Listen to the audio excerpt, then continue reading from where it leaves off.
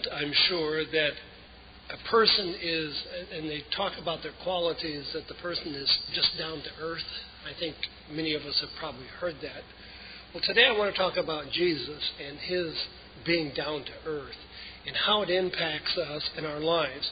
And I wanted to give it at this particular time because it is the season of the year coming up with Easter, Communion, Lord's Supper. When people think about Jesus, the risen Lord, and all of these things, and the way in which we perceive or we understand Jesus has a lot to do with our relationship with him. And I would suggest to you that what we see in the Scriptures, what we understand, and what we read, what Dave read from the Apostle John, what he had to say about Jesus was that John is saying, we have handled him, we've touched him, we've seen him, we have fellowship with him, and that he wanted us also to have fellowship and the joy that John received in Jesus. And so our question today is, how does the earthly humanity of Jesus impact and change our relationship with God and also with our fellow man? And does Jesus' humanity change our personal behaviors and our thoughts about him? And I have entitled it, A Down-to-Earth Jesus, because he models a way of life that is, as a human being, fully human, but his way of being fully human is heavenly. It is different. It is different than all of our humanity and our reactions. And when we think about an individual being down to earth, some of the qualities that we might think of is that an individual who is down to earth is approachable, that they understand you and they're understandable. For example, even when they teach or when they talk with you, they don't talk in such a manner that it's like it's over your head, you don't understand. They don't talk down to you, but rather talk to you and help you to have understanding. Also, a person who is down to earth is relational. And we see that. And it makes a person who is down to earth makes you feel like you belong and that you're accepted. With that thought in mind, the Apostle Paul wrote to the church at Philippi, and he was telling them about what their relationship, not only with Jesus should be like, but also what their relationship with one another. And I'm going to suggest that one of the problems that we're going to see, and we're going to talk about, in essence, heavenly humility, which is what Jesus has as a humility, as a human being that is absolutely heavenly. But our problem and our difficulty, we have to ask ourselves, if somebody treated us right, really right, how do you respond to them? Do you respect them? Or do you think, hey, I can take advantage of it, I can do what I want, and the way in which I want it, and all of these things? How would we actually respond to somebody who was humble? Let's just take, for example, if our president were humble, if leaders of the world were humble, how far would they get? How far would Mr. Putin get if he were humble? I mean, would there be somebody to step in and take his place? The ISIS. If the leader of ISIS were a humble individual, how long do you think he would keep his head? I think he would lose his head quite quickly. So that is kind of the question that we're asking. And it may seem like a silly question or simple question, but I think it speaks to what God is doing, God has done, and what God has in mind for all of us. So when we look in Philippians chapter 2, which is where we're focused today, in Philippians chapter 2, verses 1 through 11, the Apostle Paul, in writing to the church there, tells them a couple of things. And we're going to begin here in verse 1 of Philippians chapter 2, but then we're going to go to a central theme of this particular chapter. So Paul is saying to the brethren, if you have any encouragement from being united with Christ, any comfort from his love, if any fellowship with the Spirit, if any tenderness and compassion, then make my joy complete by being like-minded, having the same love, being of one spirit and purpose. Now notice again how that certainly compares with what the Apostle John wrote in 1 John chapter 1, verses 1 through 4, about how he understood his relationship with Jesus.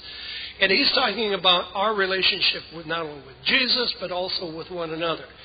But the core context here of what we're looking at for us today begins in verse 6, when it speaks about Jesus, and it says, who being in very nature God, did not consider equality with God something to be grasped, but he made himself nothing, taking the very nature of a servant, being made in the human likeness, and being fashioned in appearance as a man, he humbled himself, he became obedient to the death, even to the death of the cross. So what does this tell us? There's several things that I want us to understand here from this. First of all, beginning here in verse 6, and I know that we're skipping these preceding verses and the latter verses, but we'll come back to them. Verse 6 shows us that the thoughts and actions of Jesus, as understood by Paul, were this, that Jesus truly knew who he was. So who is Jesus? He is God in the flesh. He is the Messiah. He is the high priest. He is the Son of Man. He is everything. He is the exact representation of his heavenly Father. He is all of those things. But who does Jesus say he is in his demeanor and in his daily modeling of his life? Knowing who he is. And here's what happens in our lack of humility and our earthliness. We say such things as, don't you know who I am? If you knew who I was, you would do this and this. This is not the Jesus that we see, even though Jesus definitely knows who he is. In fact, in Matthew chapter 16, verses 13 through 17, Jesus asked his disciples, well, who do you say I am? And then they start saying, well, some say you're Elijah, some say you're a prophet, some say you're this, some all that. But Jesus asked Peter, but Peter, who do you say I am? And Peter says, you are the Son of the living God. And Jesus' reply to him was, this has been revealed to you by the Father. This is accurate, but you would not know this if the Father had not revealed this to you. In fact, you would not know this because even in my doing what I've done, I have not come to you and said, hey, I am who I am. This is me, and you better be well aware of that, who I am. He doesn't have that. Jesus isn't about boasting about himself. He doesn't do that at all. In fact, we find Jesus saying, I can do nothing of myself. It is such an incredible understanding he has. And then even as Jesus talks about the things that he is doing in Luke chapter 2, when he's 12 years old, they come to him and his parents say, well, where have you been? And what have you been up to, as it were? And Jesus said, I am about my Father's business.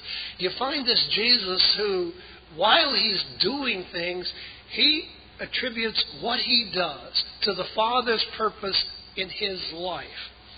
And what is interesting about that example, also in Luke chapter 2, verses 49 through 52, is that Jesus, it says that he was subject to his parents. Now, you can imagine some child prodigies, wanting to tell their parents off. Well, you know how little kids can get. They can get really smart alecky and all of that. This is not Jesus. But not only that, and here's the thing for us to keep in mind. It says in verse 52 that he grew in favor with both God and man. And when we think about being down to earth, the way that Jesus is down to earth, send me, I will go, is that he wins people over. He has God's favor. This is my beloved Son in whom I'm well pleased. And then he doesn't even take that and say, you heard directly from God now. And he gets along with humanity. He gets along with sinners, with publicans and sinners. So he is subject to them. Feeling the blues today, or tired of life already? Do you have questions about life or need spiritual advice? The Worldwide Church of God is located in Fairfield, Santa Rosa, and Modesto, California. We welcome everyone to attend our worship services with us every week at the times listed on your screen.